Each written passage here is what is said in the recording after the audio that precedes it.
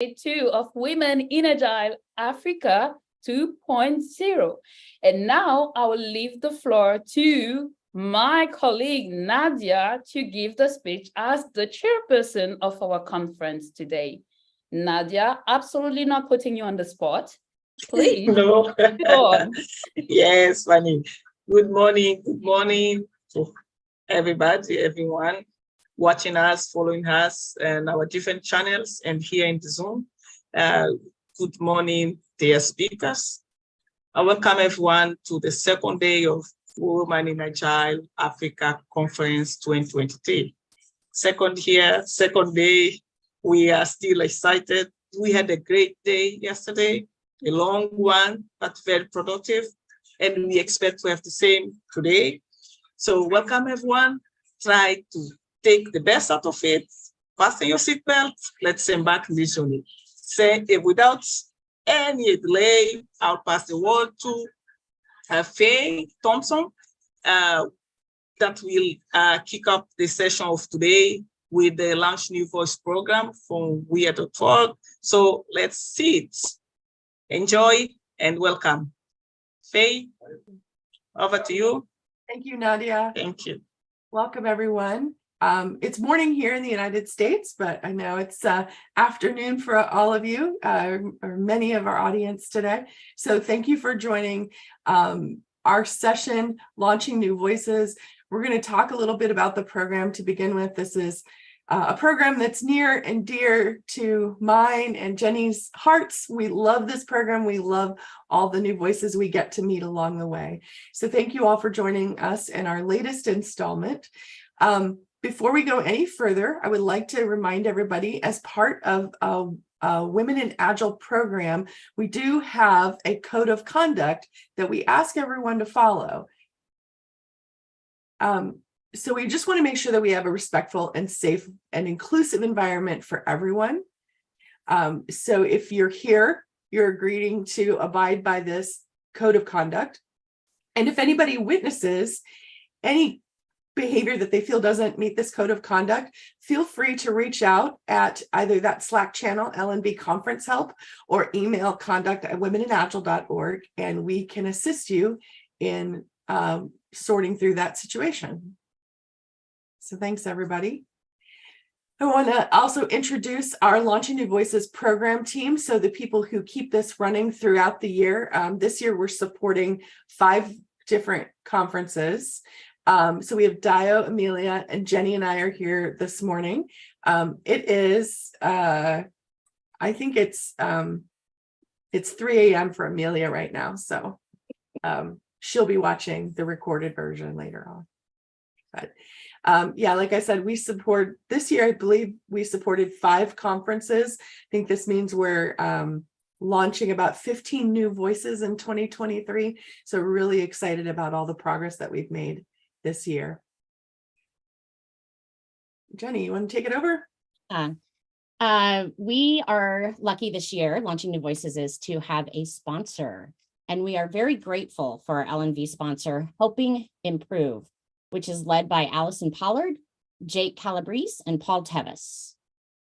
In addition to being our official sponsor, they have been amazing supporters of Women in Agile in general, and Launching New Voices in particular for many years. They have taken turns as mentors. They've mentored 4 of our proteges. They've created a guide for new speakers that's hosted on the womeninagile.org website, and even stepped in to MC an event during a COVID emergency when folks were kind of locked in their hotel rooms, unable to go to the stage to introduce the proteges at one of the conferences a couple of years back. It is undeniable that they are dedicated to our community. So let me tell you a little bit about Helping Improve. Most of our organization's problems require engaging your people to collaborate. Sometimes teams and leaders don't have the know-how and skills to do that effectively. Now they have Helping Improve as a training and consulting partner. Helping Improve helps people who are striving to lead amazing people, manage amazing people, and be amazing people. I'd like to tell you where this idea of launching new voices came from. Starts back in, for me, at Agile 2015. It was the first Agile conference at all that I had gone to, and I was just enthralled. It was an amazing experience. I learned so much from the folks that were up on stage sharing their stories. And I was like, how do you do that? I want to do that one day. And so another person, first-time attendee, Billy Schutzpeltz, and I were talking about that at lunch one day, and we had big dreams about how we would speak on stage. And then Lisa Atkins and Natalie Warner had a listening session over lunch that week on a Thursday. And again, Billy and I are dreaming big about how we're going to get on stage, but we don't know how to do that. So maybe we're going to like figure out how to get on stage and then help other people do that. And then we went home, and like a lot of good ideas, that idea stayed dormant for a few years until we found ourselves on the Women in Agile conference committee, planning committee. And so we said, let's do that thing we were talking about. So we planned a session for the Women in Agile conference in 2017, where we were going to, I don't know, maybe workshops, conference submissions, or have experienced speakers kind of tell us how they got started. And we were kind of running through that, and it sounded kind of boring and kind of dry. And then all of a sudden we thought about it and said, or wait, why don't we just give that stage to new speakers? And so the idea was to have new proteges paired with an experienced mentor that would prepare them for a 7-minute talk at the Women in Agile conference. So that was in 2017. We've done that every year since at that conference, and many other conferences like this one, Women in Agile Africa, and have launched a lot of new voices. Some of those new voices have gone on to actually have speaking careers. Several of them have joined our organizing committee. And I always think when I see those new voices on conference programs. So speaking of new voices, the mentors for this time are Faye and I. Faye and I Faye's mentored a couple of times. This is my first time to have that honor. So we each were meeting with the proteges prior to this conference and kind of getting them ready. We'll hear today from Sabrina Mazzola and Faith Banganco. So we'll get started with Sabrina, who's going to tell us about Somewhere Only We Know, how to find your space belonging in IT with a diversity sensitive approach. As we're transitioning screens here, let me tell you a little bit about Sabrina. She is a passionate journalist who helps to establish workflows, products, and ideas. She focuses a lot on diversity, and in fact is a Scrum Master and diversity manager. In the short period of time that I've gotten to know Sabrina, I am just absolutely amazed with her confidence. And she has taught me to look at things in new ways and realize that different folks have different needs. So join me in welcoming Sabrina to the stage. Yeah, thanks a lot, Jenny. Thanks a lot for the introduction and welcome from my side. And yeah, I'm gonna talk about Somewhere Only We Know, how to find belonging in IT with diversity. And I'm Sabrina. I'm a journalist, diversity trainer, Scrum Master, hard person, and too much. I was told too disruptive, too creative, too forward thinking, and as you can hear, too loud. And I have many diversity dimensions, like migrational background, first family academic, and many more. But you may ask yourself, why is this topic important? So all of us might rather be discriminated by someone at the workplace and also discriminated someone, sometimes without even knowing it. For example, I had a new job and my boss told me that they would need new ideas, and I started to present how to transform the company, but they thought about Miro versus Mural, right? The collaboration tools, and then not about like transforming the whole department. And yeah, that's some way of the many ways that where I got rejected. So I would give you 5 tips for diversity and belonging in IT, and I would like to do that with Kian. It's a UK band, and they have a song. It's called "Somewhere Only We Know." And also, I would like to ask you: do you remember a time where you felt excluded? Maybe at work. And do you remember how that feels like? And I will show you some strategies to foster inclusion for yourself and for others to, reduce this feeling a bit.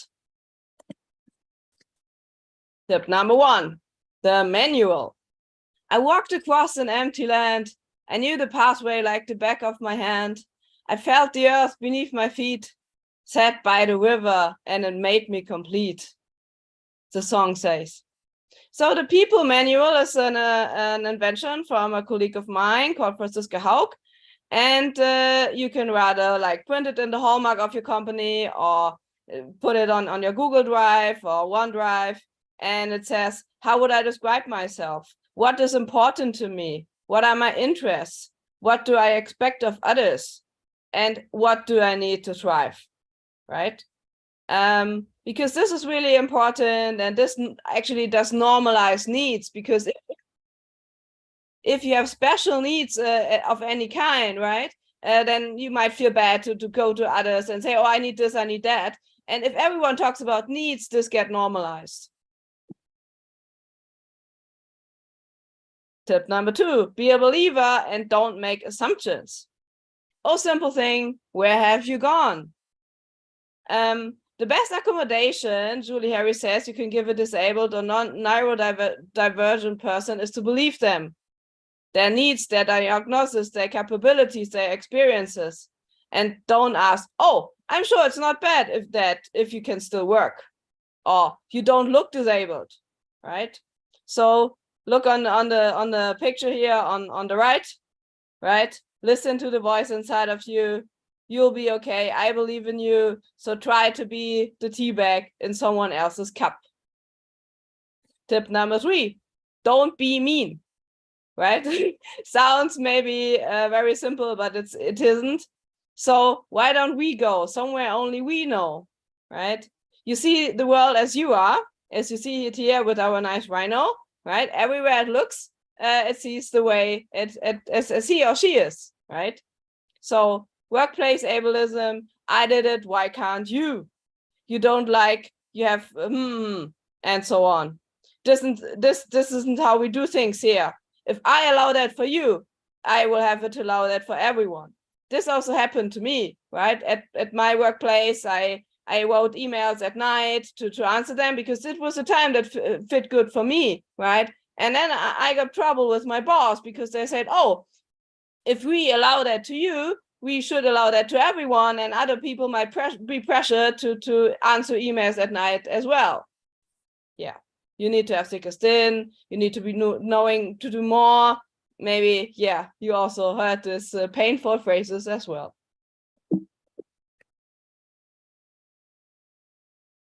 Tip number 3, talk about belonging. So tell me when you're gonna let me in. Maybe you know this feeling on the right? I was used to you being around when you left. It felt like you took everything with you. Just this feeling again of feeling excluded in the workplace. So what can you do? You can have a discussion with your colleagues and ask, can you bring your authentic self to the workplace? Can you share diverse thoughts? Do you feel connected to each other? Does everyone have a fair chance to become a leader? Do you have social or community platforms where you can connect? How anonymous are you in your work? And do you have metrics or methods to measure belonging? Tip number 4, offer and ask for help. I'm getting tired and I need somewhere to begin. So where could you begin, right? Such a big topic. So you can just offer help when you can give help, and you can say, I need help if you need something. Because if you ask yourself, like the whale, do I really make a difference? think of the turtle and the rainbow. So you make a difference. If you think of the majority of autistic people feel unable to ask for accommodations at work. And only 2% of employers actively reach out to ask what accommodations an autistic person needs, right? So, tip number 5, choose one concrete action. Is this the place that I've been dreaming of? The song asks, so what can you do? Educate yourself about others' experiences and show empathy. Use respectful language. Run inclusive meetings. Stop interruptions. Give honest credit. Interrupt microaggressions. And feel free to admit mistakes openly. And if you are a croc, like our croc here, and you have a colleague that is a mouse, just take measurements to make the small mouse visible on your head and say, hey, this is my colleague, the mouse, and she's really great. And if it says, oh, do not accept if seal is broken, take every seal out of the box, right? And say, whatever they say, we accept you the way you are. So you got some strategies, right? How to make a workplace more inclusive. And let's create a workplace somewhere only we know. And here you have some more possibilities how to support others. And yeah, I would like to thank you. And thanks for the moment we just shared together.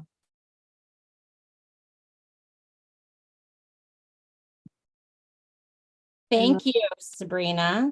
That was fantastic.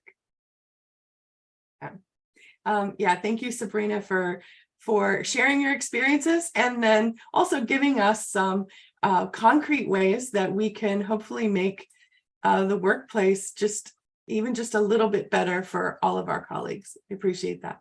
So next up, we have Faith Bogonko, who has been a lot of fun to get to know as we're preparing for this. Faith also has a is very driven toward improving the environments in which she and her colleagues are working, and is really passionate about doing whatever she can to support them as they are finding new ways of working. So I'm excited about her sharing her story, which I think many of us are going to recognize. We've probably all walked into some context or some environment that's similar to what Faith was working in, and she's going to share with us some of her experiences about how she worked with the people there and they found a way through. So Faith, take it away. Thank you, Faye, for that introduction. Yes, my name is Faith, an Agile coach here in Kenya. In my Agile coaching career, I've had a privilege to work with both technical and non-technical teams. Some of the non-technical teams are like research and marketing, hospitality, customer care, education. So one of the most common sentiments that I come across while working with non-technical teams is Agile does not fit our context. So this prompts the question, what is really their context? And how can we as Agile leaders give this approach to these people so that they don't feel like they don't fit in the context. So I'm gonna take you to a little journey of my experience with one of the non-technical teams that I supported a year ago. And we're going to look at some of the challenges that I had and some of the approaches that I tried to apply in order to bring about a natural Agile transformation. So yeah, this is me.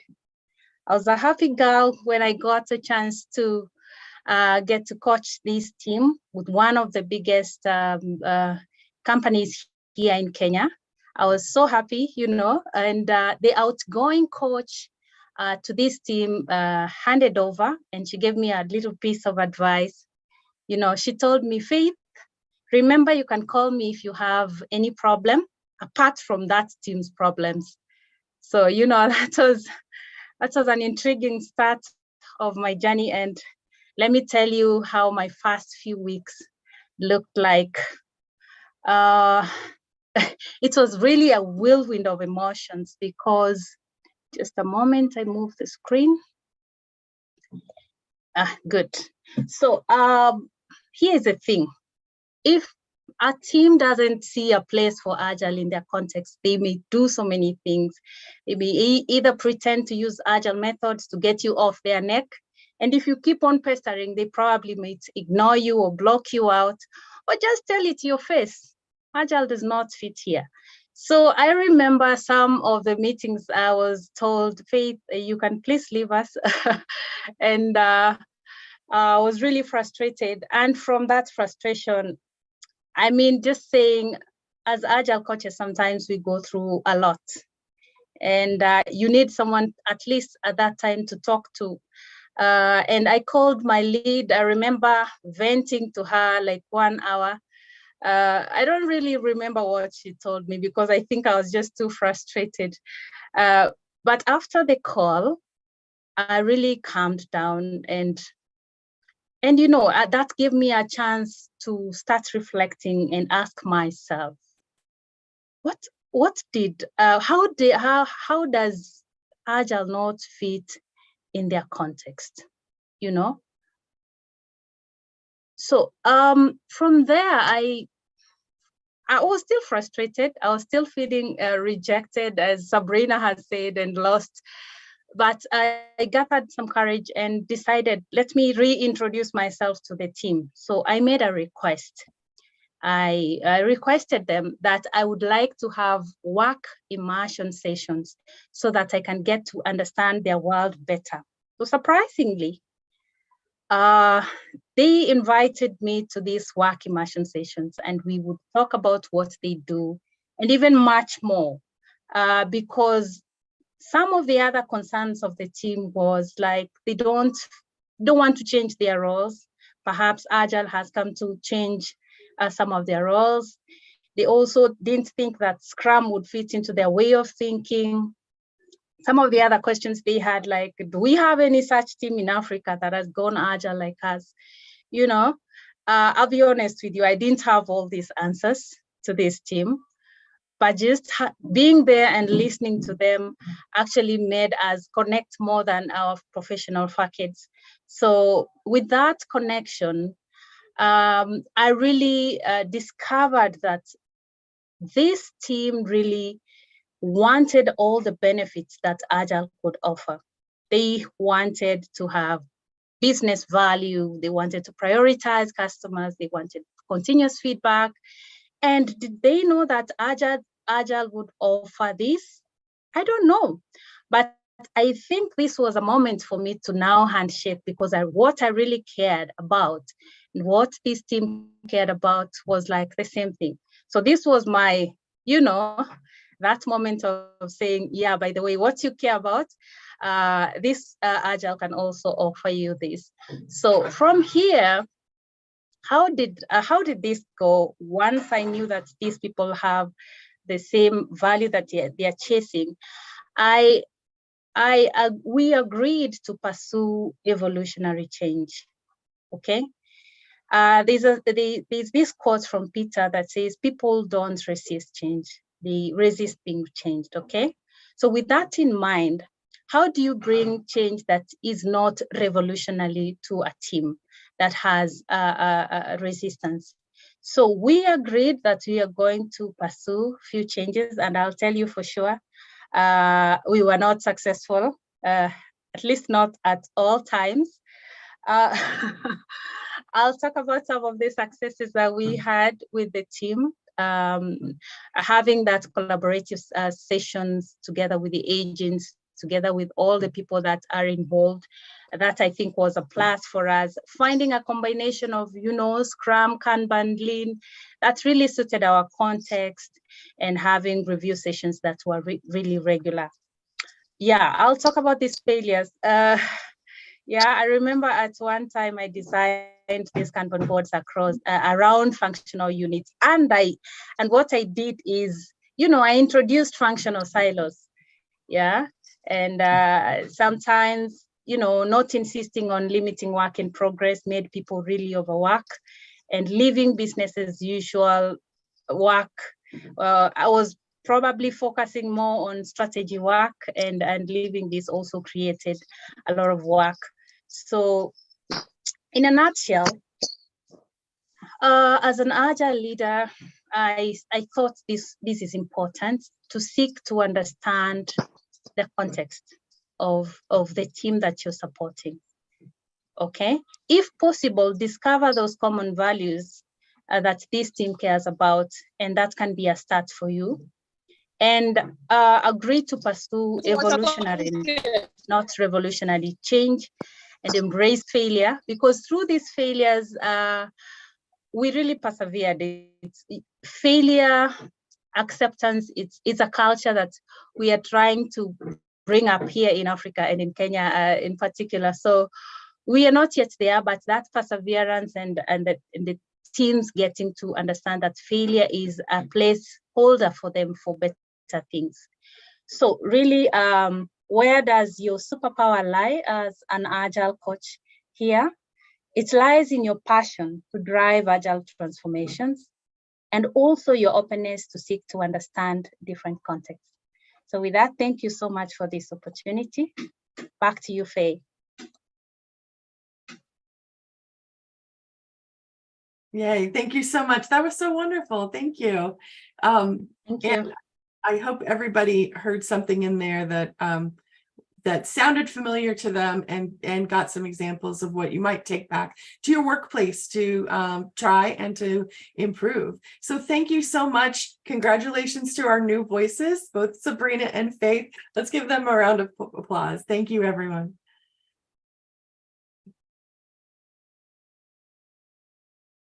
Yay! Congrats. And not only congratulations, we would like to welcome you into the Launching New Voices alumni. You're part of an esteemed group of people. Actually, we pop ahead, alumni of our program, like Jenny said, many have gone on to, I think nearly everyone in our alumni program has gone on to speak at other conferences. Some have moved on to almost speaking careers with podcasts and regular YouTube channels. So they really use this as a launching point to get their voice out there and share their stories, because it's how we learn. We learn from others' experiences. And it's always great to hear that others are working through the same problems that we are, and hear what they tried and what we might try to. And also, this program wouldn't be anywhere without the support of our mentors, and you'll see everyone there who's been so gracious with their time to support our new speakers. A little bit of background, which we ask mentors to meet with the proteges ahead of time to hear their stories and help them and craft those and get them ready to tell their audiences. So there's a little bit of commitment. There's involvement on the part of our mentors. If anybody would like to be a mentor, you can reach out to us at I think we have the website on the next screen. Oh, no, next year. We're always looking for new voices and mentors.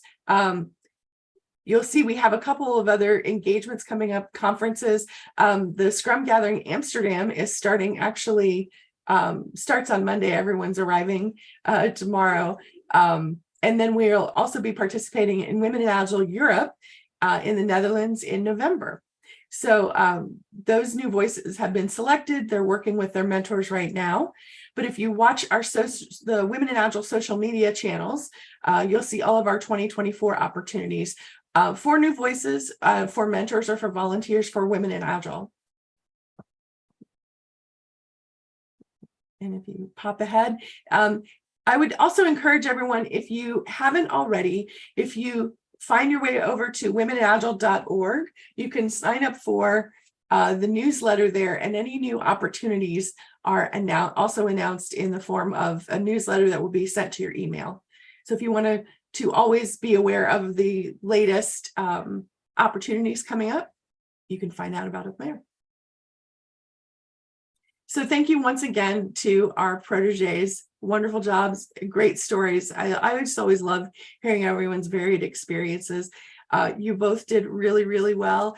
As everyone else is enjoying the rest of the conference today, if you see them out and about in the conference virtually, please take a couple minutes to congratulate both Faith and Sabrina on the wonderful job that they did. And thank you to Women in Agile Africa for allowing Launching New Voices to be a part of this. We've really enjoyed working with you, and congratulations on the conference, and good luck for the rest of the day. Thank you. Thank you, Faith. Yeah. And thank you, And Women in congratulations to Faith and Sabrina. Great thoughts. Congratulations, welcome. Really, the two sessions were very insightful, and obviously your presentation. Yeah. I'm really happy to see that we are able to really support. It's a place of support. It's a place of mentorship. It's a place of help.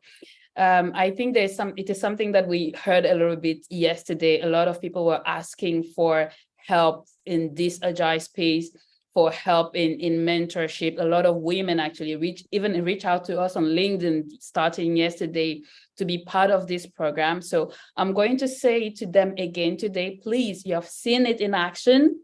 Don't hesitate. Contact us, join us. You have the link.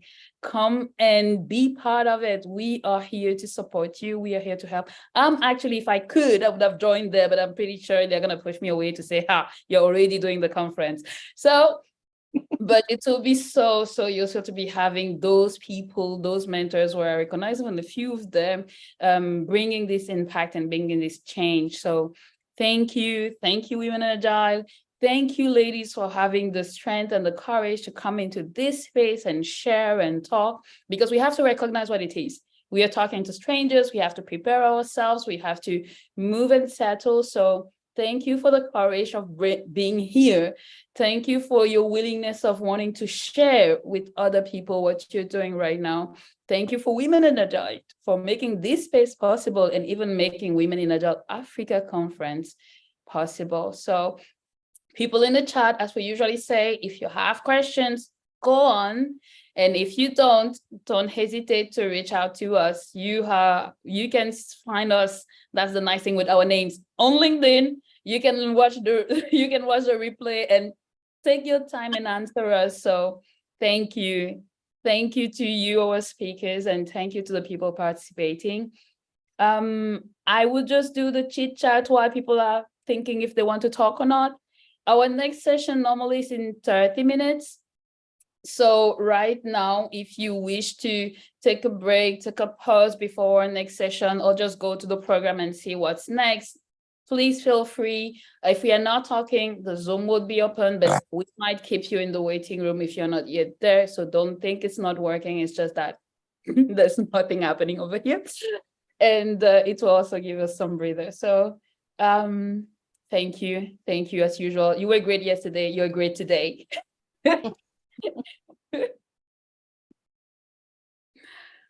Okay, so in the chat, congratulations, well done.